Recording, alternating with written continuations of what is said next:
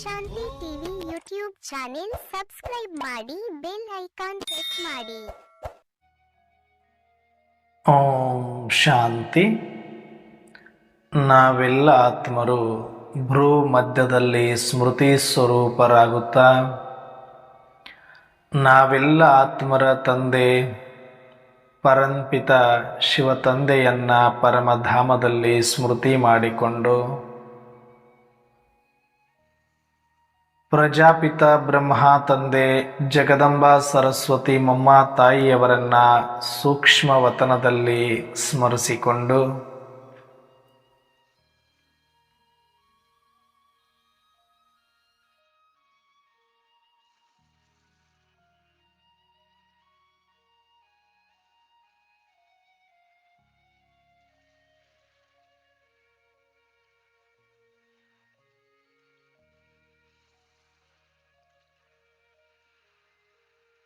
ಎಲ್ಲ ಆದಿರತ್ನರನ್ನ, ಸಮಸ್ತ ಈಶ್ವರ್ಯ ಪರಿವಾರವನ್ನ, ನಿಮಿತ್ತ ಶಿಕ್ಷಕಿ ಅಕ್ಕಂದಿರನ್ನ ಸೂಕ್ಷ್ಮವಾಗಿ ಸ್ಮರಿಸಿಕೊಂಡು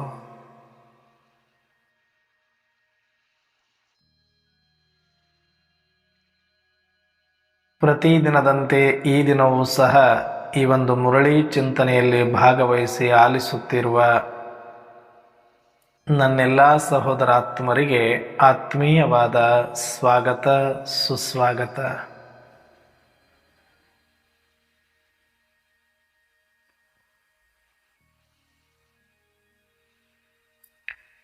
ಪ್ರತಿದಿನದಂತೆ ಈ ದಿನವೂ ಸಹ ಶಿವತಂದೆ ಮುರಳಿಯಲ್ಲಿ ಅನೇಕ ಮಹಾವಾಕ್ಯಗಳನ್ನು ಕೊಟ್ಟಿದ್ದಾರೆ.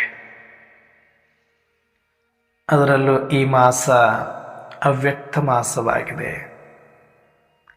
ಅವ್ಯಕ್ತ ಮಾಸವಾಗಿರುವ ಕಾರಣ ಅವ್ಯಕ್ತ ಸ್ಥಿತಿಯನ್ನು ಮಾಡಿಕೊಳ್ಳಲು ಇದೊಂದು ಸುಸಮಯ.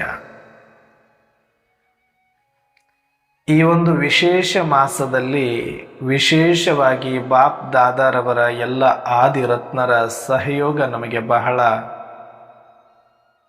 ಸಹಯೋಗವನ್ನು ನೀಡುತ್ತದೆ.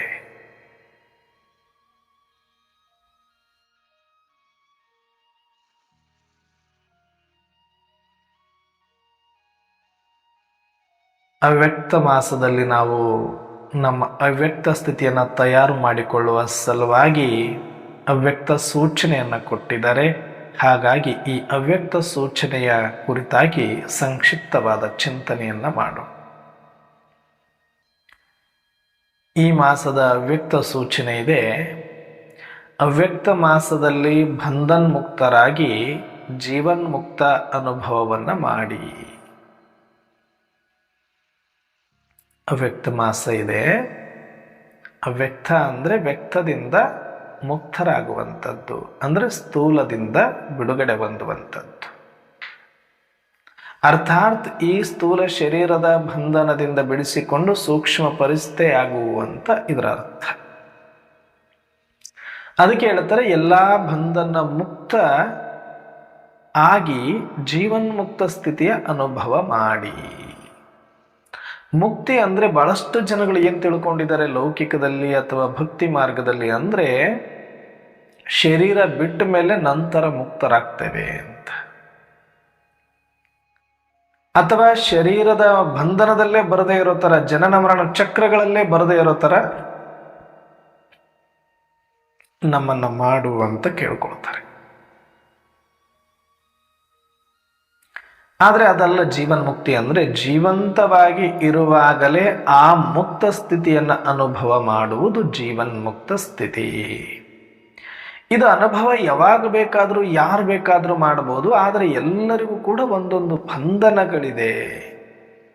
ಹಾಗಾಗಿ ನೀವು ಬಂಧನ ಮುಕ್ತರಾಗದ ಹೊರತು ಜೀವನ್ಮುಕ್ತ ಸ್ಥಿತಿಯ ಅನುಭವ ಮಾಡಲಿಕ್ಕೆ ಸಾಧ್ಯ ಆಗೋದಿಲ್ಲ ಮಕ್ಕಳೇ. ಈ ಅವ್ಯಕ್ತ ಮಾಸದಲ್ಲಿ ವಿಶೇಷವಾದ ಪುರುಷಾರ್ಥ ಮಾಡಿ ಸ್ಥೂಲವಾದ ಎಲ್ಲ ಬಂಧನಗಳಿಂದ ಮುಕ್ತರಾಗುವಂಥ ಸ್ಥಿತಿಗೆ ಬಂದು ಜೀವನ್ಮುಕ್ತ ಸ್ಥಿತಿಯ ಅನುಭವ ಮಾಡಿ ಅಂತ.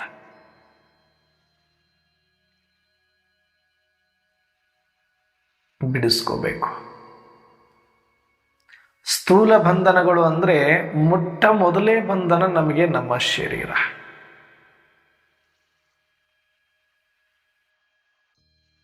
ಎಲ್ಲದರಿಂದ ಬಿಡಿಸ್ಕೊಳ್ಬೋದು ಜಗತ್ತಿನಲ್ಲಿ, ಯಾರು ಬೇಕಾದರೂ ಇರಲಿ.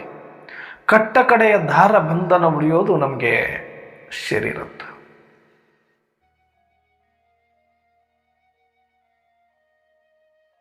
ಇಂಥದ್ದು ಎಷ್ಟು ಹಗ್ಗಗಳಿದೆ. ಶರೀರದ ಮೇಲೆ ಸಂಬಂಧಗಳ ಹಗ್ಗ ಎಷ್ಟು ಬಿಗಿದುಕೊಂಡಿದ್ದೀವಿ. ಆ ಸಂಬಂಧಗಳ ಮೇಲೆ ಎಷ್ಟು ಮೋಹದ ಹಗ್ಗಗಳಿದೆ, ದ್ವೇಷದ ಹಗ್ಗಗಳಿದೆ, ರಾಗ ದ್ವೇಷದ ಹಗ್ಗಗಳು. ಅದರ ಮೇಲೆ ಬರೀ ಸಂಬಂಧಗಳಿಲ್ಲ ನಮಗೆ. ರಾಗದಿಂದ ಕೂಡಿದ ಸಂಬಂಧಗಳು ಬೇರೆ ಇದೆ, ದ್ವೇಷದಿಂದ ಕೂಡಿದ ಸಂಬಂಧಗಳಿದೆ. ಇವೆರಡೂ ಬಂಧನ ನಮಗೆ. ಅವ್ರು ಕಂಡ್ರೆ ನನಗೆ ಆಗಲ್ಲ ಬಿಡ್ರಿ, ಅವರಿಂದ ಏನು ತೊಂದರೆ ಇಲ್ಲ ಅನ್ಬೇಡಿ. ಅವ್ರದ್ದೇ ಜಾಸ್ತಿ ಬಂಧನ. ಸಂಕಲ್ಪ ಮತ್ತೆ ಮತ್ತೆ ವ್ಯರ್ಥದಲ್ಲಿ ಬರಲಿಕ್ಕೆ ಕಾರಣ ಆಗ್ಬಿಡ್ತಾರೆ ಅವರು. ಹಾಗಾಗಿ ಸಂಬಂಧಗಳೇ ಮೊದಲು ಬಂಧನ, ಅದರ ಮೇಲೆ ಮತ್ತೆ ರಾಗ ದ್ವೇಷದ ಬಂಧನಗಳು ಎಷ್ಟಿದೆಯೋ ಗೊತ್ತಿಲ್ಲ, ಎಷ್ಟು ಸಂಬಂಧಗಳಿದೆಯೋ ಗೊತ್ತಿಲ್ಲ. ಅದರ ಮೇಲೆ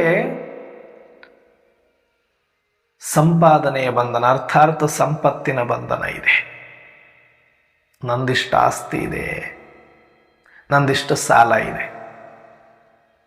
ಸಂಪತ್ತು ಜಾಸ್ತಿ ಆದರೂ ಬಂಧನ, ಅದು ಕಡಿಮೆ ಆದರೂ ಬಂಧನ. ಹಿಂಗೆ ತಿಳ್ಕೊಳ್ಬೇಡಿ, ಅವರಷ್ಟು ನನಗೆ ಆಸ್ತಿ ಇಲ್ಲ ರೀ, ಅವರಷ್ಟು ನನಗೆ ಸೈಟು ಮನೆ ಕಾಳು ಬಿಸ್ನೆಸ್ ವ್ಯವಹಾರ ಇಲ್ಲ, ಅಷ್ಟು ತಲೆ ಕೆಡಿಸ್ಕೊಂಡು ಕೂಡುವಷ್ಟು ಏನಿಲ್ರಿ ನಮಗೆ ತಿನ್ನಕ್ಕೇನು ಇಲ್ಲ, ಕೊರತೆ ಐತ್ರಿ ಬಾಳು, ನಂದ ಇನ್ನೂ 1 ಲಕ್ಷ ಸಾಲ ಐತ್ರಿ ಅಂತ ಇಟ್ಕೊಳ್ಳಿ. ನಿಮ್ಮದು ಸಂಪತ್ತಿಲ್ಲ, ಅದು ಬಂಧನನೇ. ಮೈನಸ್ ಅಲ್ಲಿದ್ರು ಬಂಧನ, ಇದು ಪ್ಲಸ್ ಅಲ್ಲಿದ್ರು ಬಂಧನ. ಎಷ್ಟು ಬೇಕಷ್ಟೇ. ಹತ ಯೋಗಿ ಬಂಧನ ಮುಕ್ತ ಆಗಬೇಕು ಅಂದರೆ ಜಾಸ್ತಿ ಇದ್ರೂ ಬಂಧನ, ಕಡಿಮೆ ಇದ್ರೂ ಬಂಧನ. ಅಂದರೆ ಸಂಪತ್ತೇ ಬಂಧನ. ಆ ಸಂಪತ್ತು ಹೆಚ್ಚಿಗಿದ್ರೆ ಅದು ಎಷ್ಟಿಗಿದೆ ಅಷ್ಟು ಬಂಧನಗಳು. ಸೈಟು ಮನೆ ಕಾರು ಇನ್ನೊಂದು ಮತ್ತೊಂದು ಮಗದೊಂದು ಏನೆಲ್ಲ ನಮಗಿದಾವೆ ಅವು ಎಲ್ಲವೂ ಕೂಡ ನಮಗೆ ಬಂಧನಗಳೇ. ಇನ್ನು ನನಗೇನೂ ಇಲ್ಲ ಅಣ್ಣವ್ರೆ, ನನಗೆ ಮನೆನೂ ಇಲ್ಲ, ಮಲ್ಕೊಳಕ್ಕೆ ಜಾಗನೂ ಇಲ್ಲ, ಊಟಕ್ಕೆ ಗತಿ ಇಲ್ಲ ಅಂದರೆ ಅದು ಬಂಧನನೇ. ನೆಕ್ಸ್ಟ್ ಊಟಕ್ಕೆ ಏನು ಮಾಡಬೇಕು, ನೆಕ್ಸ್ಟ್ ಎಲ್ಲಿ ಮಲ್ಕೊಳ್ಬೇಕು, ಇವತ್ತೇನು ಮಾಡಬೇಕು ಅನ್ನುವಂಥ ಸಾಕಷ್ಟು ಗೊಂದಲಗಳು ಸಂಕಲ್ಪಗಳು ವ್ಯರ್ಥ ಮಾಡುತ್ತೆ ನಮ್ಮನ್ನು, ಅದು ಕೂಡ ಬಂಧನ. ನಿರಾಭಾರಿ ಆದವರು ಎಲ್ಲ ಬಿಟ್ಟಿರೋರು ಮಾತು ಬೇರೆ. ಆದರೆ ನಾವು ಸಂಸಾರದಲ್ಲಿದ್ದೀವಿ, ಪ್ರಪಂಚದಲ್ಲಿದ್ದೀವಿ, ಮನೆಯಲ್ಲಿದ್ದೀವಿ. ಆದರೆ ನನಗೆ ಬೇಕಾಗುವಷ್ಟು ನನಗೆ ಸಂಪಾದನೆ ಆಗ್ತಾ ಇಲ್ಲ, ನನ್ನ ಕೈಯಲ್ಲಿ ಹಣ ನಿಲ್ತಾ ಇಲ್ಲ, ನನಗೆ ಇನ್ನೊಬ್ರು ಕೊಡ್ಬೇಕು ಆ ರೀತಿ ಆಗೋಗಿದೆ. ಪ್ರತಿದಿನ ನಾನು ಇನ್ನೊಬ್ರನ್ನ ಕೇಳಬೇಕು, ಅವ್ರ ಹತ್ರ ಇಸ್ಕೋ ಇವ್ರ ಹತ್ರ ಇಸ್ಕೋ, ತಿಂಗಳದವರೆಗೂ ಸಾಲ ಮಾಡು, ತಿಂಗಳು ಬಂದ ಮೇಲೆ ಆ ಪೇಮೆಂಟನ್ನು ಎಲ್ರಿಗೂ ಹಂಚೋದು, ಮತ್ತೆ ತಿಂಗಳಾದ ಕೂಡಲೇ ಕೇಳೋದು, ಇದು ನಡೀತಾ ಇರುತ್ತಂದ್ರೆ ಇದು ದೊಡ್ಡ ಬಂಧನನೇ. ಕಡಿಮೆ ಇರೋದು ಕೂಡ ಬಂಧನ. ಇದು ಸಂಪತ್ತಿನ ಬಂಧನ. ಮೊದಲು ಶರೀರದ ಬಂಧನ, ಅದಾದ ಮೇಲೆ ಸಂಬಂಧಗಳ ಬಂಧನ, ಅದರಲ್ಲೂ ರಾಗದ ಒಂದಿಷ್ಟು ದ್ವೇಷದ ಒಂದಿಷ್ಟು, ಅದರ ಮೇಲೆ ಸಂಪತ್ತಿನ ಬಂಧನ, ಸಂಪತ್ತಿನ ಹಗ್ಗಗಳು. ಅದು ಜಾಸ್ತಿ ಇದ್ದವ್ರದ್ದು ಜಾಸ್ತಿ ಬಂಧನಗಳು, ಕಡಿಮೆ ಇದ್ದವ್ರದ್ದು ಕೂಡ ಒಂದಷ್ಟು ಬಂಧನಗಳು ಇದ್ದೇ ಇರುತ್ತೆ. ಇದಾದ ಮೇಲೆ ಕೆಲವರಿಗೆ ಅಧಿಕಾರದ ಬಂಧನಗಳು. ಅಧಿಕಾರದ ಬಂಧನ, ನಾನಿಂಥ ಒಂದು ಪೊಸಿಷನ್ನಲ್ಲಿದ್ದೀನಿ, ನಾನು ಹಿಂಗೆ ಇರಬಾರ್ದು, ನಾನು ಹಂಗಿರಬೇಕು, ನಾನು ಎಲ್ಲರ ಮುಂದೆ ಹಿಂಗೆ ತೋರಿಸ್ಕೊಳ್ಬೇಕು, ನಾನು ಸಣ್ಣವನಾಗಬಾರ್ದು ಅನ್ನುವಂಥ ಅಹಮ್ಮಿನ ಬಂಧನ, ಅಧಿಕಾರದಲ್ಲಿದ್ದೀನಿ ಅನ್ನುವಂಥ ಅಹಮ್ಮಿನ ಬಂಧನ ಇರುತ್ತೆ. ಇನ್ನು ನನಗೇನು ಅಧಿಕಾರ ಇಲ್ಲ ಅಣ್ಣವ್ರೆ ಅಂದರೆ, ಅಯ್ಯೋ ನನ್ನ ಹತ್ರ ಏನು ಶಕ್ತಿ ಇಲ್ಲ, ಈ ಕೆಲಸಕ್ಕೂ ಇವ್ರ ಹತ್ರ ಹೋಗ್ಬೇಕು, ಆ ಕೆಲಸಕ್ಕೂ ಅವ್ರ ಹತ್ರ ಹೋಗ್ಬೇಕು, ನನ್ನ ಹತ್ರ ಏನೂ ಶಕ್ತಿ ಇಲ್ಲ ಅನ್ನೋದು ಕೂಡ ಬಂಧನ. ಅಧಿಕಾರ ಇಲ್ಲದೆ ಇದ್ರೂ ಬಂಧನ, ಅಧಿಕಾರ ಇದ್ರೂ ಬಂಧನ. ಇವೆರಡೂ ಕೂಡ ಕೆಲವ್ರಿಗೆ ಇಲ್ಲ ಅನ್ನೋದು ಕೊರಗು, ಕೆಲವ್ರಿಗೆ ಇದೆ ಅನ್ನೋದು ಅಹಂ. ಇವೆರಡೂ ಕೂಡ ಬಂಧನ ಆಗಿಬಿಡುತ್ತೆ. ನಮಗೇನು ಅಧಿಕಾರ ಇಲ್ಲರಿ, ನಾವು ಸರಳದೇವಿ ಅನ್ಕೊಳ್ಬೋದು, ಆದರೆ ಹೆಜ್ಜೆಗೂ ಇನ್ನೊಬ್ಬರ ಹತ್ರ ಹೋಗಿ ಕೈ ಬೇಡ್ಕೊಂಡು ನಿಂದ್ರೋದಿದ್ರೆ ಅದು ಬಂಧನ ಆಗಲ್ವ? ಮತ್ತೆ ಅವರಿಗಷ್ಟೇ ಬಂಧನ, ಇದ್ದವ್ರಿಗೆ ಅನ್ಕೊಳ್ಬೇಡಿ, ಇಲ್ಲದೆ ಇದ್ದವ್ರಿಗೂ ಬಂಧನ. ಇದು ಸೂಕ್ಷ್ಮವಾಗಿ ಅರ್ಥ ಮಾಡ್ಕೊಳ್ಬೇಕು ನಾವು. ಶರೀರದ ಬಂಧನ, ಸಂಬಂಧಗಳ ಬಂಧನ, ಸಂಪತ್ತಿನ ಬಂಧನ, ಅಧಿಕಾರದ ಬಂಧನ. ಇನ್ನು ಹೆಸರು ಕೀರ್ತಿಯ ಬಂಧನ, ನೇಮ್ ಆ್ಯಂಡ್ ಫೇಮ್. ಹೆಸರು ಕೀರ್ತಿಯ ಬಂಧನ ಹಿಂಗೆ ಅಂದರೆ, ನನಗಿಷ್ಟು ಹೆಸರು ಮಾಡಿಬಿಟ್ಟಿದ್ದೀನಿ, ನನಗಿಷ್ಟು ಹೆಸರು ಮಾಡಿಬಿಟ್ಟಿದ್ದೀನಿ ಅನ್ನುವಂಥ ಒಂದು ಬಂಧನದ ಅಹಂಕಾರ. ನನಗೆಲ್ಲರಿಗೂ ಗೊತ್ತು, ಎಲ್ಲರಿಗೂ ಗೊತ್ತು, ಇನ್ನೂ ಗೊತ್ತು ಮಾಡಿಸ್ಬೇಕು, ಇನ್ನೂ ಗೊತ್ತು ಮಾಡಿಸ್ಬೇಕು, ಇನ್ನೂ ಪ್ರಚಾರ ತಗೊಳ್ಬೇಕು, ಇನ್ನೂ ತಿಳಿಸ್ಬೇಕು ಅಂತ ಬರುತ್ತೆ. ನಮ್ಮನ್ನ ಯಾರು ಕೇಳ್ಬೇಕನ್ನೋರೆ, ನಮಗೆ ಅದೆಲ್ಲ ಏನೂ ಇಲ್ಲ, ನಮಗೆಲ್ಲಿ ಹೆಸರಿದೆ ಅನ್ನೋರೆ, ನಮ್ಮನ್ನ ಯಾರು ಗುರುತಿಸೋದೇ ಇಲ್ಲ. ಅಂದರೆ ಪ್ರತಿಯೊಬ್ಬಕ್ಕೂ ಕೂಡ ಇನ್ನೊಬ್ಬರ ಹೆಸರು ತೊಗೊಂಡು ಹೋಗ್ತೀವಿ ನಾವು. ಸ್ವಲ್ಪ ಎಮ್ ಎಲ್ ಹತ್ರ ಹೋಗೋಣ, MP ಹತ್ರ ಹೋಗೋಣ, ಇವ್ರು ಹೇಳಿದ್ರೆ ಕೆಲಸ ಆಗುತ್ತೆ, ಅವ್ರು ಹೇಳಿದ್ರೆ ಕೆಲಸ ಆಗುತ್ತೆ ಅಂತೀವೆಲ್ಲ. ಇಲ್ಲದೇ ಇದ್ರೂ ಬಂಧನ ಆಗ್ಬಿಡುತ್ತೆ ಇದು. ಇಲ್ವಾ? ಹಾಗಿದ್ರೆ ನೀನು ಯಾರ ಹತ್ರನೂ ಹೋಗಿರಬಾರ್ದು, ಅದು ಬಂಧನ ಆಗಲ್ಲ ಅವಾಗ. ಆದರೆ ಅಂಥವ್ರದ್ದೆಲ್ಲ ಬೇಕು. ಊರಾಗ ಹಿರಿಯವ್ರದಾರ, ಇವ್ರದ್ದು ಬೇಕು, ನಮ್ಮ ಅಣ್ಣಂದು ಬೇಕು, ನಮ್ಮ ಅಪ್ಪಂದು ಬೇಕು, ಅವ್ರ ಹೆಸರು ಹೇಳ್ಕೊಂಡು ನಾವು ಜೀವನ ಮಾಡ್ಬೇಕಂದ್ರೆ ಅದು ಕೂಡ ಬಂಧನನೇ. ಇದ್ರೆ ಇನ್ನೂ ಮಾಡಬೇಕು ಅನ್ನೋ ಬಂಧನ, ಇಲ್ಲ ಅಂದರೆ ಕೊರತೆ ಬಂಧನ. ನನಗೆ ಇದು ಕೆಲಸ ಆಗ್ಬೇಕು, ಅದು ಕೆಲಸ ಆಗ್ಬೇಕು, ನನಗೆ ಇವ್ರು ಗೊತ್ತಿಲ್ಲ, ನನಗೆ ಅವ್ರು ಗೊತ್ತಿಲ್ಲ ಅಂತ. ಅಂದರೆ ಹೆಸರು ಕೀರ್ತಿ ಇದ್ರೂ ಬಂಧನ, ಅದು ಇಲ್ಲ ಅಂದ್ರೂ ಬಂಧನ ಮಾಡಿಕೊಂಡಿದ್ದಾರೆ. ಅದನ್ನು ನಾನು ಹೇಳ್ತಾ ಇದ್ದೀನಿ. ಎಷ್ಟಾಯಿತು? ಇಷ್ಟು ಬಿಡಿಸ್ಕೊಳ್ಳೋದಿದೆ. ಇನ್ನೂ ಸೂಕ್ಷ್ಮವಾಗಿ ಹೋದ್ರೆ ಇನ್ನೂ ತುಂಬ ಇದೆ. ಇಷ್ಟು ಬಂಧನಗಳಿದೆ ನನಗೆ. ಈ ಶರೀರದ ಮೇಲೆ ಅಂತೂ ಎಷ್ಟು ಭಯದ ಹಗ್ಗಗಳಿದೆ, ಎಷ್ಟು ಚಿಂತೆಯ ಹಗ್ಗಗಳಿದೆ, ಎಷ್ಟು ದುಃಖದ ಹಗ್ಗಗಳಿದೆ. ಕ್ಷಣ ಕ್ಷಣಕ್ಕೂ ಭಯದಲ್ಲಿ ಬದುಕ್ತಾ ಇದ್ದೀವಿ. ಶರೀರ ಇನ್ನೇನಾಗ್ಬಿಡುತ್ತೋ, ಎಲ್ಲಿ ರೋಗ ಬಂದ್ಬಿಡುತ್ತೋ, ಎಲ್ಲ ಆಕ್ಸಿಡೆಂಟ್ ಆಗ್ಬಿಡುತ್ತೋ, ಎಲ್ಲ ಸತ್ತೋಗ್ಬಿಡ್ತೀನೋ. ಶರೀರದ್ದೇ ಇಷ್ಟೊಂದು ಹಗ್ಗಗಳು, ಅದ್ರ ಮೇಲೆ ಸಂಬಂಧದ ಹಗ್ಗಗಳು, ಅದ್ರ ಮೇಲೆ ಸಂಪತ್ತಿನ ಹಗ್ಗಗಳು, ಅದ್ರ ಮೇಲೆ ಹೆಸರು ಕೀರ್ತಿಯ ಹಗ್ಗಗಳು. ಅದಕ್ಕೆ ಬಂಧನ ಮುಕ್ತ ಅಂತಂದ್ರೆ ಇವನು ಬಿಡಿಸ್ಕೊಳ್ಳೋದಷ್ಟೇ, ಇನ್ನೇನಿಲ್ಲ. ಹಾಗಿದ್ಮೇಲೆ ಹೆಸರು ಕೀರ್ತಿಯ ಬಂಧನದ ಹಗ್ಗವನ್ನು ಹೆಂಗೆ ಬಿಡಿಸ್ಕೊಳ್ಳೋದು ಅಣ್ಣವ್ರೆ? ಇವತ್ತಿಂದ ತಲೆಯೊಳಗಡೆಯಿಂದ ತೆಗೆದು ಹಾಕಿ, ಈ ಜೀವನದಲ್ಲಿ ಈ ಸಮಯ ಸೂಟ್ ಆಗೋದಿಲ್ಲ, ನಾನು ನೇಮೋ ಫೇಮೋ ಮಾಡುವಂಥ ಸಮಯ ಇದಲ್ಲ, ತೆಗೆದಾಕಿ. ಯಾಕಂದರೆ ನಾವು ನಿಂತಿರೋದು ಸ್ಮಶಾನದಲ್ಲಿ. ಇಲ್ಲಿ ಸ್ಮಶಾನದಲ್ಲಿ, ಸುಂದರವಾದ ಸ್ಮಶಾನ ಇದು. ಡೆಕೋರೇಷನ್ ಮಾಡಿದ್ದಾರೆ ಬಣ್ಣ ಬಣ್ಣ ಬಣ್ಣಗಳಿಂದ. ಸ್ಮಶಾನ ಅಂದ್ರೆ ಬಹಳ ಜನ ನಾವೇನು ಅನ್ಕೊಳ್ತೀವಿ, ಅಯ್ಯೋ ಕಾಡ್ರಿ, ಅದು ಒಂಥರ, ಅಲ್ಲಿ ಮೂಗು ಮುಚ್ಕೊಂಡು ಹೋಗ್ಬೇಕ್ರಿ, ಅಲ್ಲಿ ಏನಿರಲ್ಲ ರೀ, ಬರೀ ಮುಳ್ಳು ಕಂಟೆ ಇರುತ್ತಾ ಅಂತ ಹಿಂದಿನ ಕಾಲದಲ್ಲಿತ್ತು. ಇವತ್ತಿನ ಸ್ಮಶಾನಗಳು ಹಂಗಿಲ್ಲ. ಇವತ್ತು ಮಸ್ತ್ ಮಸ್ತ್ ಡೆಕೋರೇಷನ್ ಮಾಡಿರ್ತಾರೆ. ಹೋದ್ರೆ ಘಮ ಘಮ ಘಮ ಘಮ ಅಂತ ಸೇಂಟ್ ಹೊಡೆದಿರ್ತಾರೆ. ಎಲ್ಲ ಪಾರ್ಕ್ ಥರ ಮಾಡಿರ್ತಾರೆ, ನೋಡಲಿಕ್ಕೆ ಅಟ್ರಾಕ್ಷನ್. ಅವತ್ತು ಸ್ಮಶಾನಕ್ಕೆ ಹೋದ್ರೆ ವೈರಾಗ್ಯ ಬರ್ತದೆ. ಇವತ್ತು ಸ್ಮಶಾನಕ್ಕೆ ಹೋದ್ರೆ ಅದು ಒಂಥರ ಪಾರ್ಕಿಗೆ ಹೋದಂಗೆ ಇರುತ್ತದೆ ಸಿಟಿಗಳಲ್ಲಿ. ನಾನು ಹೇಳ್ತಾ ಇರೋದು ಆ ಸ್ಮಶಾನದ ಬಗ್ಗೆನೂ ಅಲ್ಲ. ಇಡೀ ಜಗತ್ತೇ ಒಂದು ಸ್ಮಶಾನ ಆಗೋಗಿದೆ ಈಗ. ನಿತ್ಯವೂ ರಕ್ತಪಾತ ನಡೀತಾ ಇದೆ, ನಿತ್ಯವೂ ದಹನ ನಡೀತಾ ಇದೆ, ನಿತ್ಯವೂ ಶವ ಸಂಸ್ಕಾರ ನಡೀತಾ ಇದೆ. ಕ್ಷಣ ಕ್ಷಣಕ್ಕೂ ಎಲ್ಲರೂ ಸತ್ತು ಹೋಗ್ತಾ ಇದ್ದಾರೆ, ಬೆಂದು ಹೋಗ್ತಾ ಇದ್ದಾರೆ. ಜೀವಂತವಾಗಿದ್ದು ಹೆಣವಾಗಿದ್ದಾರೆ, ಜೀವಂತವಾಗಿ ಬೇಯ್ತಾ ಇದ್ದಾರೆ. ಅಂದರೆ ಇಡೀ ಜಗತ್ತೇ ಒಂದು ಚಿತಾಗಾರ್. ನೋಡಲಿಕ್ಕೆ ಸುಂದರವಾಗಿ ಕಾಣಿಸ್ತಾ ಇದೆ.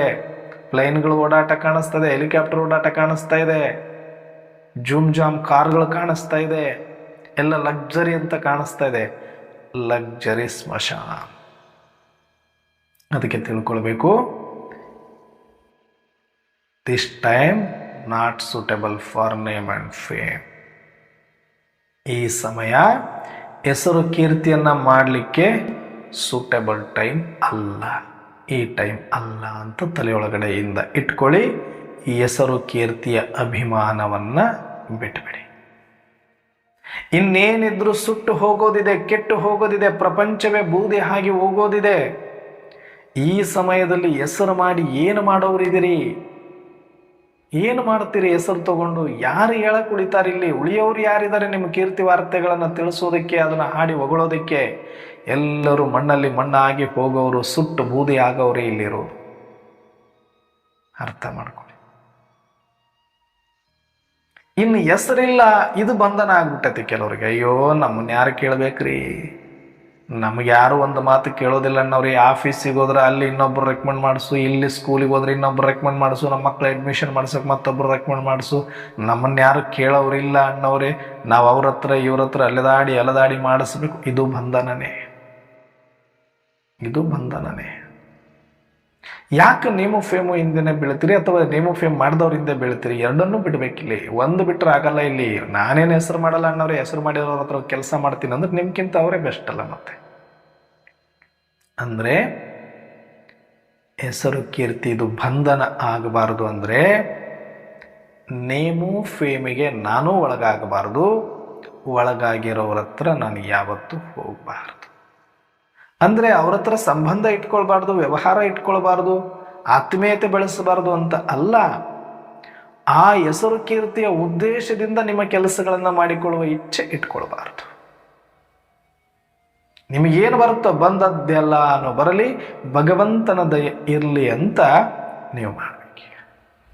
ಇದು ಹೆಸರು ಕೀರ್ತಿಯ ಬಂಧನದ ಹಗ್ಗಗಳನ್ನು ಬಿಡಿಸಿಕೊಳ್ಳುವ ರೀತಿ. ಇದ್ದವರು ಜೀರೋ ಮಾಡಿಕೊಳ್ಳಿ. ಯಾವ ಹೆಸರು ಕೀರ್ತಿ ಅವಶ್ಯಕತೆ ನನಗಿಲ್ಲ, ಈ ಸಮಯ ಅದಕ್ಕಾಗಿ ಅಲ್ಲ ಅಂತ ಅದನ್ನು ಜೀರೋ ಮಾಡಿಕೊಂಡು ಅಹಂಕಾರ ಮುಕ್ತರಾಗಿ. ಇಲ್ಲದೆ ಇದ್ದವರು ಅದರಿಂದ ಕೊರಗುವುದನ್ನು ಬಿಟ್ಟು ಈ ಸಮಯದಲ್ಲಿ ಯಾರ ರೆಕಮೆಂಡ್ ತಗೊಂಡು ನಾನೇನು ಸಾಧಿಸಬೇಕಾಗಿಲ್ಲ, ನನಗಿನ್ನೇನು ಆಗಬೇಕಾಗಿಲ್ಲ, ಇಲ್ಲಿ ಎಲ್ಲರೂ ಮಕ್ಕಳು ಇರಲಿ ಹೆಂಡತಿ ಇರಲಿ ಅವರವರ ಹಣೆ ಬರಹವನ್ನು ಅವರವರು ಬರ್ಕೊಂಡು ಬಂದಿದ್ದಾರೆ, ಅವರವರ ತಟ್ಟೆ ಅನ್ನವನ್ನು ಅವರವರೇ ಸಂಪಾದಿಸಿದರೆ ಅವ್ರಿಗೇನು ಸಿಗಬೇಕಾದ ಸಿಗುತ್ತೆ ಅನ್ನುವಂಥ ಡ್ರಾಮಾ ಪಾಠವನ್ನು ಪಕ್ಕಾ ಮಾಡಿಕೊಂಡು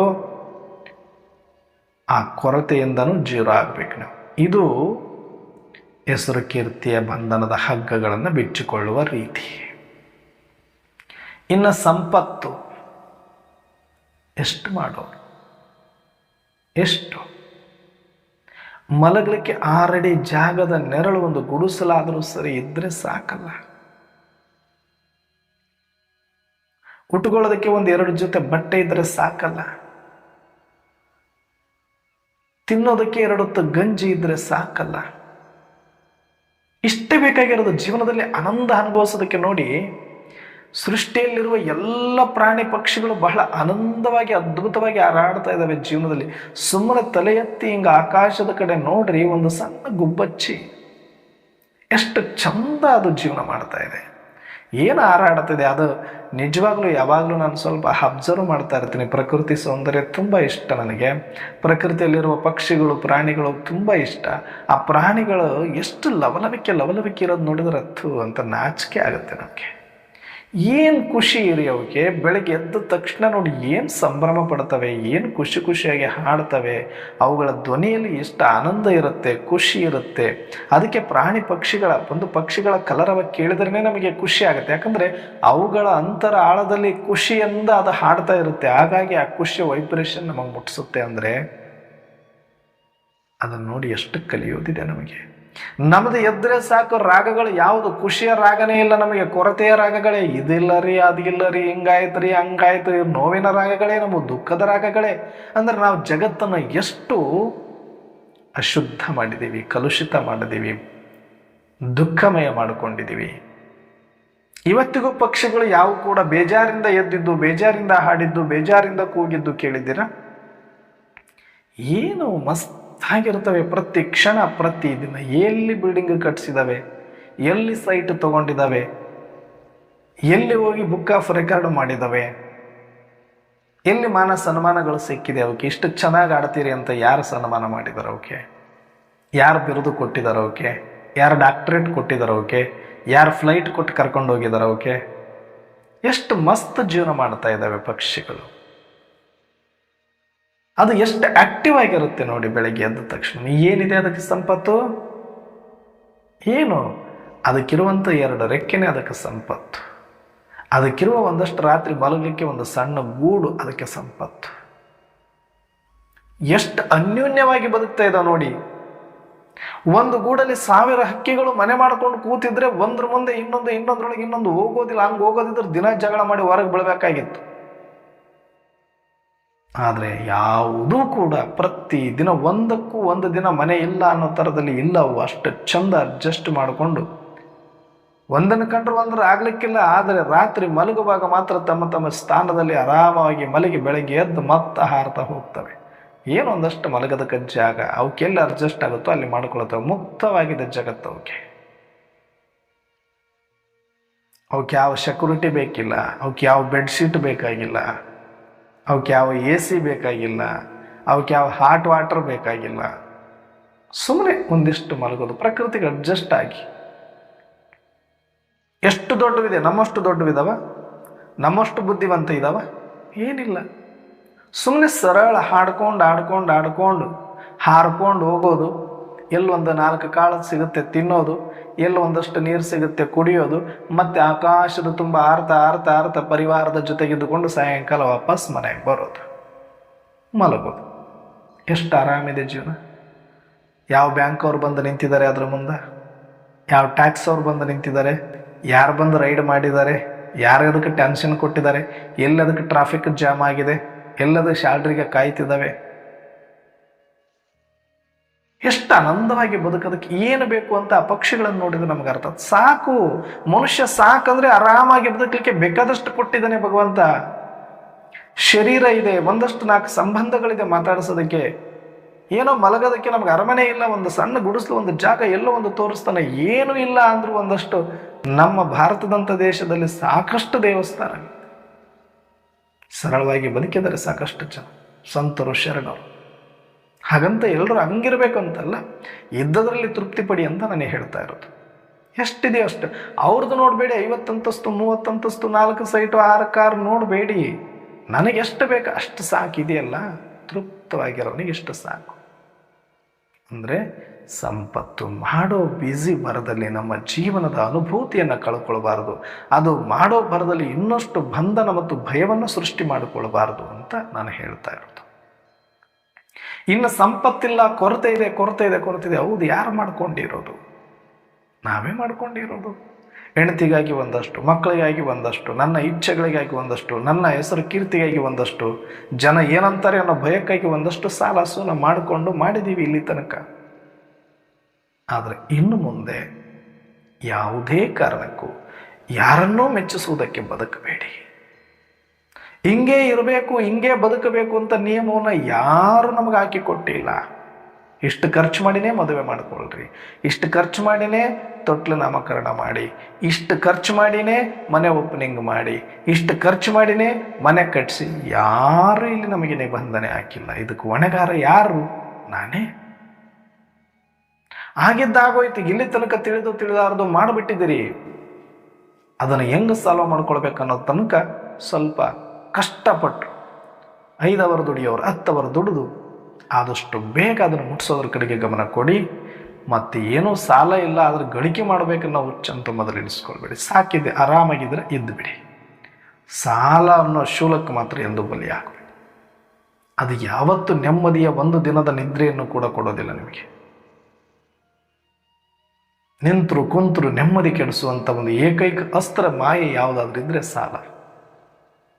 ಹಾಗಾಗಿ ಇರುವುದರಲ್ಲಿಯೇ ತೃಪ್ತಿಪಟ್ಟು ಎಷ್ಟಿದೆಯೋ ಅಷ್ಟೇ ಸಾಕು ಅಂತ ಒಂದು ಗಂಜಿ ಕುಡಿಯೋಣ. ಮೃಷ್ಟಾನ್ನ ಮಾಡುವಷ್ಟಿಲ್ಲ ಅಂದರೆ ಇವತ್ತು ಗಂಜಿ ಸಿಕ್ಕಿದೆ ಅಷ್ಟು ಸಾಕು ಅಂತ ನೆಮ್ಮದಿಯಿಂದ ಇರುವಂಥದ್ದು ಸರಳ ಬದುಕಿನಲ್ಲಿ ಕಲ್ತ್ರೆ. ಯಾಕಂದರೆ ನಾವಿರೋದು ಸ್ಮಶಾನದಲ್ಲಿ, ಅಲ್ಲಿ ಏನು ಹೋಗಿ ಯಾರು ಮೃಷ್ಟಾನ್ನ ಭೋಜನ ಯೋಚನೆ ಮಾಡ್ತಾರೇನು? ಆ ಸಮಯದಲ್ಲಿ ಎಷ್ಟೇ ಹೊಟ್ಟೆ ಹಸ್ತಿದ್ರು ಕೂಡ ಏನೋ ಒಂದು ಸಣ್ಣ ಹಣ್ಣು, ಒಂದಷ್ಟು ಹಾಲು ಕುಡಿದ್ರೆ ಸಾಕು. ಇಲ್ಲ ಅದು ಇಲ್ಲ, ಏನೋ ಒಂದಷ್ಟು ಗಂಜಿ ಸಿಕ್ಕರೂ ಸಾಕಿಲ್ಲ, ಬರೀ ನೀರು ಸಿಕ್ಕರೂ ಕುಡ್ಕೊಂಡಿದ್ದು ಬಿಡ್ತಾರೆ. ಸ್ಮಶಾನದ ಅಲ್ಲೇನು ಮೃಷ್ಟಾನ್ನ ಮಾಡೋಕ್ಕಾಗೋದಿಲ್ಲ ಯಾರೂ. ಹಾಗೆ ಈ ಸಮಯ ಸ್ಮಶಾನದ ಸಮಯ, ಇದು ಬಹಳ ನಜ್ದೀಕ ಸೂಕ್ಷ್ಮ ಸಮಯ. ಇಲ್ಲಿ ಬಹಳ ನಾವು ಲಕ್ಸರಿಯಾಗಿ ಬದುಕಬೇಕನ್ನುವಂಥದ್ದು ಏನೂ ಇಲ್ಲ. ಇಲ್ಲಿ ಬಹಳ ಸರಳವಾಗಿರಬೇಕಿಲ್ಲಿ. ಹಾಗಾಗಿ ಸರಳ ಜೀವನ ಶೈಲಿಯನ್ನು ಅಳವಡಿಸಿಕೊಳ್ಳುವ ಮೂಲಕ ಈ ಸಂಪತ್ತಿನ ದಾಹ, ಈ ಬಂಧನದಿಂದ ಮುಕ್ತರಾಗಬಹುದು. ಇನ್ನು ಸಂಬಂಧಗಳು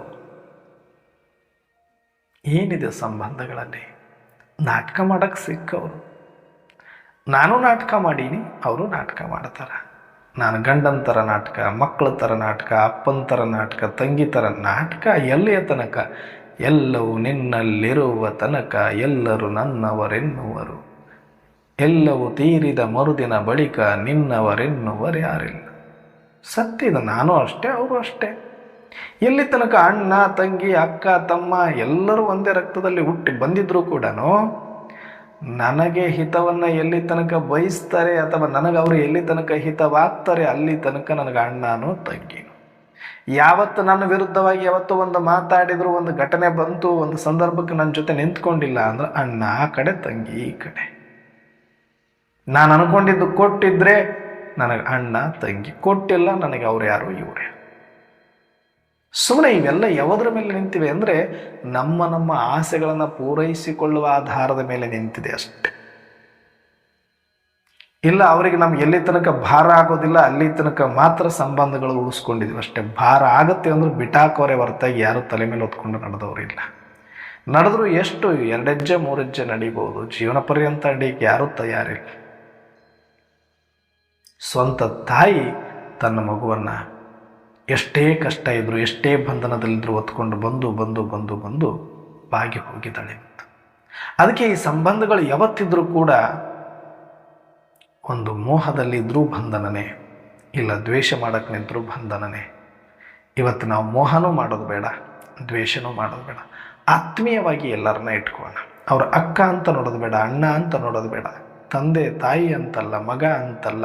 ಹಂಗೆ ಅಂದ್ಕೊಂಡ್ರೆ ಒಂದಷ್ಟು ಮೋಹನಾದರೂ ಬೆಳೆಯುತ್ತೆ, ಇಲ್ಲ ದ್ವೇಷನಾದರೂ ಬೆಳೆಯುತ್ತೆ. ಅದಕ್ಕೆ ಅದು ಒಂದು ಆತ್ಮ, ನಾನೊಂದು ಆತ್ಮ ಅನ್ನುವ ಆತ್ಮೀಯತೆ, ಮಾನವೀಯತೆ ಇಟ್ಕೊಳ್ಳೋಣ ಅಷ್ಟೇ. ಎಲ್ಲರ ಮೇಲೆ ಸಮಾನವಾದ ಪ್ರೇಮವನ್ನು ಇಟ್ಕೊಳ್ಳೋಣ. ಸಂಬಂಧಗಳನ್ನು ಜೋಡಿಸೋಣ, ಆದರೆ ಅವು ಯಾವುದರ ಮೇಲೆ ಅಧಿಕಾರ ಚಲಾಯಿಸೋದಾಗಲಿ ಅಥವಾ ಅವೆರಡನ್ನ ನೋಡಿ ಜಲಸಿ ಪಡೋದಾಗಲಿ ಬೇಡ. ರಾಗನೂ ಬೇಡ, ದ್ವೇಷನೂ ಬೇಡ. ನಮಗೆ ನಾವು ಸದಾಕಾಲ ಎಲ್ಲ ಸಂಬಂಧಗಳನ್ನು ಆ ಒಬ್ಬ ತಂದೆಯ ಜೊತೆ ಜೋಡಿಸುವ ಮೂಲಕ ನಾವೆಲ್ಲರೂ ಒಂದೇ, ನಮಗೊಬ್ಬನೇ ಶಿವ ತಂದೆ ಎನ್ನುವ ಸತ್ಯದ ಆಧಾರದ ಮೇಲೆ ನಾವೆಲ್ಲರೂ ಆತ್ಮೀಯ ಬಂಧುಗಳಾಗೋಣ ಹೊರತಾಗಿ ಯಾವ ಶರೀರಧಾರಿಗಳನ್ನು ಕೂಡ ನನ್ನವರು ಅಂತ ಹಚ್ಕೊಂಡ್ರು, ಅವ್ರು ನನ್ನ ಶತ್ರುಗಳು ಅಂತ ನೋಡಿದ್ರು ಎರಡೂ ಬಂಧನ, ಎರಡೂ ಇರಬಾರ್ದು. ರಾಗನೂ ಇರಬಾರ್ದು, ದ್ವೇಷನೂ ಇರಬಾರ್ದು. ಯಾರನ್ನೋ ಪರಿಚಿತ ವ್ಯಕ್ತಿಯನ್ನು ನೋಡಿದಾಗ ನಾವು ಎಷ್ಟು ಸಾಕ್ಷಿಯಾಗಿ ನೋಡುತ್ತೇವೆ ಅಷ್ಟೇ ಇರಬೇಕು. ಎಲ್ಲರೂ ನನಗಿಲ್ಲಿ ಪರಿಚಿತರೇ, ಅಪರಿಚಿತರೇ. ಪರಿಚಿತರ ಹಾಗಿದ್ದರೂ ಕೂಡ ಅಪರಿಚಿತರಂತೆ ನಾನು ನೋಡೋದೇ ಜ್ಞಾನ. ಹಾಗಾಗಿ ಎಲ್ಲರೂ ಸಮಯಕ್ಕಾಗಿ ಸಿಕ್ಕವರು, ಒಂದು ಸಮಯದಲ್ಲಿ ಸಿಕ್ಕವರು ಅವರೇ, ಒಂದು ಸಮಯದಲ್ಲಿ ದೂರ ಆಗೋರು ಅವರೇ. ಅವರಾದರೂ ನನ್ನಿಂದ ದೂರ ಆಗಬೇಕು, ಇಲ್ಲ ನಾನಾದರೂ ಅವರಿಂದ ಒಂದು ದಿನ ದೂರ ಆಗಲೇಬೇಕು ಅನ್ನುವಂಥ ಸತ್ಯ ನಾವು ಆದಷ್ಟು ಬೇಗ ಅರ್ಥ ಮಾಡಿಕೊಂಡ್ರೆ ಈ ರಾಗ ದ್ವೇಷಗಳಿಂದ ಮುಕ್ತರಾಗಿ ನಾವು ಸಂಬಂಧಗಳ ಬಂಧನದಿಂದನೂ ಮುಕ್ತರಾಗಲಿಕ್ಕೆ ಸಾಧ್ಯ. ಇನ್ನು ಕೊನೆಯದಾಗಿ ಶರೀರ. ಈ ಶರೀರದ ಬಗ್ಗೆ ನಿಜವಾಗ್ಲೂ ಇದರೊಳಗಡೆ ಏನಿದೆ ಇದರೊಳಗಡೆ? ಸೆಲ್ಸ್ಗಳ ಮೂಟೆ. ನಿನ್ನೆ ಪರಮಾಣುಗಳ ಮೂಟೆ ಅಂತ ಹೇಳಿದ್ದೆ, ಅದು ನಿರ್ಜೀವ ಶವ ಇದ್ದಂಗಿದು ಅಷ್ಟೆ. ಸುಮ್ಮನೆ ಒಂದಷ್ಟು ಡೆವಲಪ್ ಆಗುತ್ತೆ ಅಷ್ಟೆ. ಸಜೀವ ಶವ ಅಂತ ಹೇಳ್ಬೋದು. ಸೆಲ್ಸ್ಗಳ ಜೀವಕೋಶಗಳಿಂದ ಮಾಡಲ್ಪಟ್ಟಿರುವ ಒಂದು ಅಂಗಾಂಗಗಳ ಮೂಟೆ ಇದು.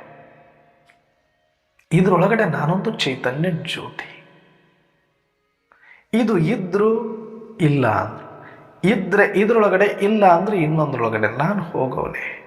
ಹಾರೋ ಅಕ್ಕಿ ಇದ್ರೆ ಈ ಗಿಡದ ಮೇಲೆ, ಇಲ್ಲ ಅಂದ್ರೆ ಇನ್ನೊಂದು ಗಿಡದ ಮೇಲೆ. ನನಗೇನು ಹಾರೋ ಅಕ್ಕಿ? ನಾನು ಎಲ್ಲಿ ಆಶ್ರಯ ಅಂದ್ರೆ ಎಲ್ಲಿ ಗಿಡ ಇರುತ್ತೆ ಅಲ್ಲಿ ಆಶ್ರಯ ಪಡಿತಾನೆ. ಇದೇ ಗಿಡದ ಮೇಲೆ ಕೂತ್ಕೊಳ್ಬೇಕಂತ ಅಲ್ಲೇ ಅಂಟ್ಕೊಂಡು ಅಲ್ಲೇ ಸಾಯುವಂಥ ಜಾಯಮಾನದ್ದಲ್ಲ ಹಕ್ಕಿ. ಹೇಗೋ ಹಾಗೆ ಶರೀರಕ್ಕೆ ಅಂಟ್ಕೊಂಡು ಇದೇ ಗಿಡದಲ್ಲೇ ನಾನು ಇಳ್ಕೊಂಡು ಇದೇ ಗಿಡದಲ್ಲೇ ಸ್ವರ್ಗ ನೋಡ್ಬೇಕಂತ ಏನೂ ಇಲ್ಲ. ಯಾವಾಗ ಇದು ಬೀಳೋ ಸಮಯ ಬಂತು ಇದನ್ನು ಬಿಡಬೇಕು, ಹಾರಬೇಕು. ನನಗೆ ಆರೋ ಶಕ್ತಿ ಇದೆ, ನಾನೇ ಯಾಕೆ ಇದು ಕಂಡುಕೊಂಡು ಈ ಮರದ ಜೊತೆ ಬೀಳಬೇಕು? ಒಳಗಡೆ ಇರೋದೆಲ್ಲ ಜೀವಕೋಶಗಳ ಒಂದು ಮೂಟೆ ಅಷ್ಟೇ. ಅದರೊಳಗಡೆ ನಾನು ಚೈತನ್ಯ ಅಮರ ಆತ್ಮ ಇದ್ದೇನೆ. ನಾನು ಆತ್ಮ ಚಿರಂಜೀವಿಯಾಗಿದ್ದೇನೆ. ನಾನು ಆತ್ಮ ಅವಿನಾಶಿಯಾಗಿದ್ದೇನೆ. ನಾನು ಆತ್ಮ ಸಚ್ಚಿದಾನಂದ ಸ್ವರೂಪನಾಗಿದ್ದೇನೆ. ನನ್ನೊಳಗಡೆ ಒಂದು ಸೂಕ್ಷ್ಮ ಶರೀರ ಇದೆ. ಹಾರುವ ರೆಕ್ಕೆ ಅಂತ ಸೂಕ್ಷ್ಮ ಶರೀರ, ಪವರ್ಫುಲ್ ಶರೀರವನ್ನು ಹೊಂದಿದ್ದೇನೆ. ಈ ಸ್ಥೂಲ ಶರೀರದ ಬಂಧನ ನನಗೆ ಯಾವತ್ತೂ ಕೂಡ ಇರೋದಿಲ್ಲ. ಸ್ಥೂಲ ಬಂಧನದ ಮೇಲೆ, ಸ್ಥೂಲ ಶರೀರದ ಮೇಲೆ ನಾನು ಯಾವತ್ತೂ ಅವಲಂಬನೆಯೂ ಅಲ್ಲ. ನಾನಿರೋವರೆಗೂ ಈ ಸ್ಥೂಲ ಶರೀರ ಇರೋವರೆಗೂ ನಾನಲ್ಲ. ಯಾವಾಗ ಬೇಕಾದರೂ ನಾನು ಈ ಸ್ಥೂಲ ಶರೀರವನ್ನು ಬಿಡಬಲ್ಲೆ, ನನಗೆ ಆ ತಾಕತ್ತಿದೆ. ಆದರೆ ನಾನು ಬಿಟ್ಟರೆ ಈ ಸ್ಥೂಲ ಶರೀರಕ್ಕೆ ಉಳಿಗಾಲವೇ ಇಲ್ಲ. ಹಾಗಾಗಿ ಈ ಸ್ಥೂಲ ಶರೀರದ ಮೇಲೆ ವ್ಯಾಮೋಹ ಇಟ್ಕೊಳ್ಳೋದು ಅಂದರೆ ಕೊಳತು ನಾರ್ತಾ ಇರುವ ಈ ಜೀವಕೋಶಗಳ ಮೂಟೆಯನ್ನು ಅಪ್ಪಿಕೊಂಡಂತೆ. ಹೇಗೆ ಒಂದು ಕೋತಿ ತನ್ನ ಮರಿಯು ಸತ್ತು ಕೊಳತು ನಾರುವಾಗಲೂ ಕೂಡ ತನ್ನದೆನ್ನುವ ಭ್ರಮೆಯಲ್ಲಿ ಅದರ ಒತ್ತು ತಿರುಗುತ್ತೋ, ಅದು ಸತ್ತ ಮೇಲೆ ನನಗೆ ಗೊತ್ತಾಗುತ್ತೆ ಕೊಳತು ನಾರೋದನ್ನು ಇಟ್ಕೊಂಡು ಚೀಚಿ ಓಡಾಡ್ತಾ ಇದೆ ಅಂತ. ಆದರೆ ಒಳಗೆಲ್ಲ ಸತ್ತು ಹೋಗಿದ್ದೀವಿ, ಸುಮ್ಮನೆ ಹೊತ್ಕೊಂಡು ಓಡಾಡ್ತಾ ಇದ್ದೀವಿ ಅಂದರೆ ಆ ಕೋತಿಗಿಂತ ನಾವೇನು ಕಡಿಮೆ ಇಲ್ಲ. ಅದಕ್ಕಾದರೂ ಸತ್ತಿದೆ ಅಂತ ಗೊತ್ತಿಲ್ಲ ಹೊತ್ಕೊಂಡು ಓಡಾಡ್ತಿದೆ. ನಮ್ಗೆ ಅರಿವು ಬಂದ ಮೇಲೂ ಇದು ಸತ್ತಿರೋದು, ಇದು ನಿರ್ಜೀವ, ಇದಕ್ಕೆ ಯಾವುದೇ ಅಸ್ತಿತ್ವ ಇಲ್ಲ. ಇದು ಒಂದು ದಿನ ಮೂಟೆ ಆಗಿತ್ತು, ಒಂದು ಮುದ್ದೆ ಆಗಿತ್ತು, ಇವತ್ತು ಹಿಂಗಾಗಿದೆ, ನಾಳೆ ಮತ್ತೆ ಮುದ್ದೆ ಆಗೋಗುತ್ತೆ. ಇದನ್ನು ನಂಬಿಕೊಂಡು ನನ್ನ ಜೀವನ ಇಲ್ಲ, ನಾನು ಬೇರೆ ಇದ್ದೀನಿ ಅನ್ನುವಂಥ ಆ ಚೈತನ್ಯ ಜ್ಯೋತಿ ಅಮರ ಆತ್ಮದ ಸ್ವರೂಪದಲ್ಲಿ ಬಂದು ಅವಿನಾಶಿ ತತ್ವದಲ್ಲಿ ನಿಂದು ನನ್ನ ಸ್ವಸ್ವರೂಪ, ಸ್ವಸ್ಮೃತಿ, ಸ್ವಾನುಭಾವ, ಸ್ವ ಅವಲಂಬನ ಆಗುವ ಮುಖಾಂತರ ಈ ಶರೀರದ ಬಂಧನವನ್ನು ನಾವು ಕಳ್ಕೊಳ್ಬೇಕಾಗತ್ತೆ. ಹಾಗಾಗಿ ಈ ಶರೀರದ ಮೇಲಿನ ವ್ಯಾಮೋಹ, ಶರೀರದ ಮೇಲಿನ ಭಯ ಎಲ್ಲಿಯ ತನಕ ನಾವು ಬಿಡೋದಿಲ್ವೋ, ಅಭಿಮಾನ, ಅಲ್ಲಿಯ ತನಕ ನಾವು ಶರೀರದ ಬಂಧನದಿಂದಲೂ ಮುಕ್ತರಾಗಲಿಕ್ಕೆ ಸಾಧ್ಯ ಇಲ್ಲ.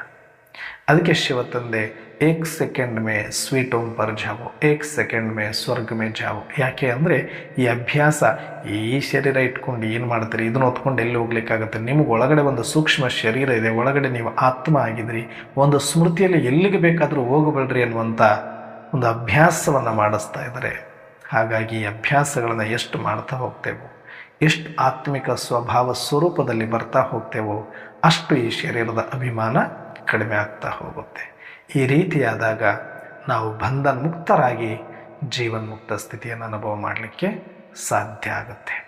ಆದಷ್ಟು ಈ ತಿಂಗಳು ಪೂರ್ತಿ, ಮಾಸ ಪೂರ್ತಿ ಅವ್ಯಕ್ತ ಮಾಸ ಇರೋದರಿಂದ ಬ್ರಹ್ಮ ಭಾವ್ ಸಮಾನ ಆಗುವಂಥ ಒಂದು ಸುಂದರ ಅವಕಾಶ ನಮ್ಮ ಕೈಯಲ್ಲಿದೆ. 18 ಜನವರಿ ಬರುವ ತನಕ ಅಥವಾ ಈ ತಿಂಗಳು ಪೂರ್ತಿಯಾಗಿ ಸಾಧ್ಯವಾದಷ್ಟು ಮೌನ ಮಾಡಿ.